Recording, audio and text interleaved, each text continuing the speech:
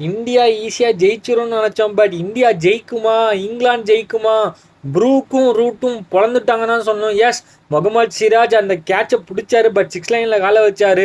அதுக்காக எல்லாருமே அவளை ப்ளேம் பண்ண முடியாது. எங்கே மேட்ச் போச்சு, ஒரு பார்ட்னர்ஷிப் டெவலப் பண்ணும் போது தான் போகும். எஸ், அஃப்கோர்ஸ் அது ஒரு டஃப் சான்ஸ் தான். நமக்கு ஈஸியாக தெரியும். அது அந்த லைனை அவர் கரெக்டாக பார்த்துருந்தானே கண்டிப்பாக ஜட்ஜ் பண்ணி பிடிச்சிருந்துருவார். அதாவது ஒரு மனுஷன் கண்டினியூவாக ஓவர் போட்டுக்கிட்டு 5 டெஸ்ட் மேட்ச் விளாண்டுக்கிட்டு டீமுக்காக விளாட்ற ஒருத்தனை போயிட்டு கேட்ச் விட்டாங்கிறதுக்காக சிராஜ் வேஸ்ட்டுன்னு சொல்லிட முடியாது. அவரோட எஃபெக்ட்டு, அவரோட இம்ப்ரூவ்மெண்ட் எல்லாம் நாளுக்கு நாள் வேறு லெவலில் இருந்துச்சு. போன டெஸ்ட்டு கூட நல்லா போராடினார். அதனால் அவரை நம்ம குறை சொல்ல முடியாது. எஸ், இந்த இந்தியா ஸ்ட்ராட்டஜியில் மிஸ் பண்ணிட்டாங்களான்னு தான் தோணுது. எஸ், 174 டார்கெட் வச்சும் பத்தலையே அப்படிங்கிற ஒரு கேள்விக்குறி தான். பொறுத்து வந்து பார்ப்போம். 35 தான் அப்படின்னு சொல்லி ஈஸியாக சொல்ல முடியாது. பொறுத்து வந்து பார்ப்போம். இந்த வீடியோ பற்றி லைக் பண்ணுங்கள், கிரிக்கெட் பார்க்கணும் ஷேர் பண்ணுங்கள், மறக்காம சப்ஸ்கிரைப் பண்ணுங்கள். Thank you guys.